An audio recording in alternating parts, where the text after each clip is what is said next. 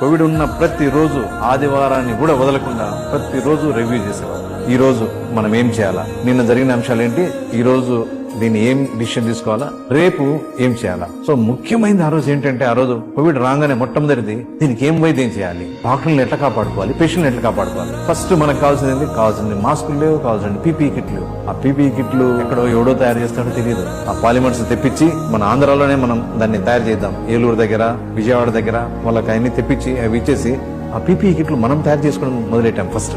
దాని తర్వాత మాస్కులు ఎంతైనా ఖర్చు కానీ అన్న, ఆ రోజు కొత్తగా వచ్చినప్పుడు 250 రూపాయలు అయ్యేది ఒక మాస్క్. ఒక్కొక్కరు ఒకటి పెట్టుకోవాలన్నా, ఇది మనుషులు ప్రాణం ముఖ్యం స్వామి, డబ్బులు కాదు. ప్రతి ఒక్కరూ సేఫ్ గా ఉండాలా. అంతవరకు టెస్టింగ్ మనకు ల్యాబ్స్ లేవు.